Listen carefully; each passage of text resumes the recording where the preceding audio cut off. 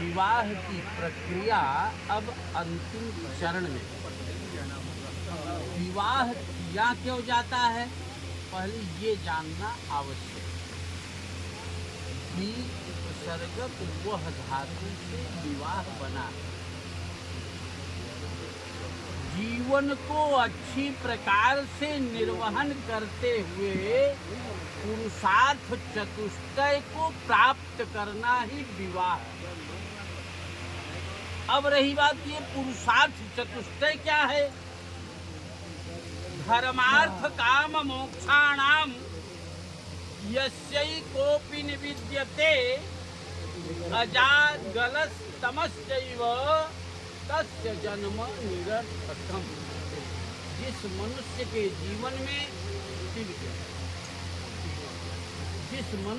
जीवन में धर्म, अर्थ, काम और मोक्ष प्राप्त करने की अभिलाषा न हो, उस मनुष्य का जीवन बकरी के तीसरे स्तन के समान व्यर्थ माना जाता है। अब बकरी का तीसरा स्तन कहाँ होता है?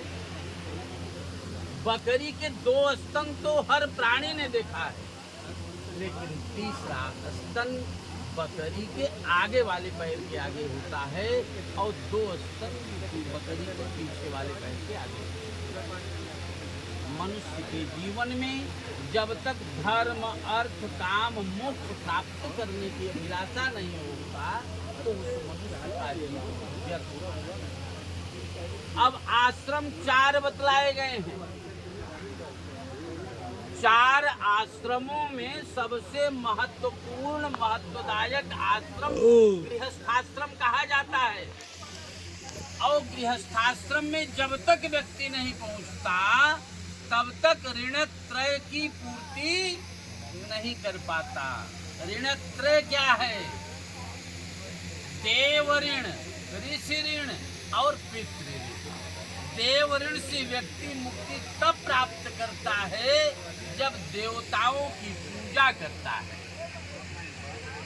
और इस ऋण से मुक्ति व्यक्ति तब प्राप्त करता है जब अतिथि का सम्मान करता है, और पितृ ऋण से मुक्ति व्यक्ति तब प्राप्त करता है जब संतानोत्पत्ति करता। यदि संतान में पुत्र की उत्पत्ति संयोग से हो गई तो पुत्र की परिभाषा शास्त्र में बतलाया गया है कि पुम नाम नरकात् त्रायते इति पुत्रः, जो कि पिता को नरक जाने से बचाता। पुराणों में और शास्त्रों में ये कहा गया है कि शंकर जी ने भी इस पितृ ऋण से मुक्ति प्राप्त करने के लिए संतानोत्पत्ति किया था। लेकिन शंकर जी का विवाह पहले सती से हुआ, और सती के साथ में जो विवाह हुआ था वो ब्राह्म विवाह की विधि नहीं की गई थी।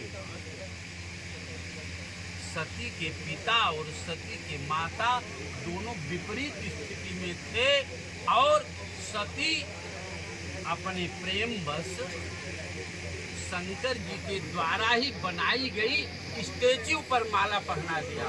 उसी में सदैव शंकर जी निकल गए और सती को भी जयमाल पहना दिया।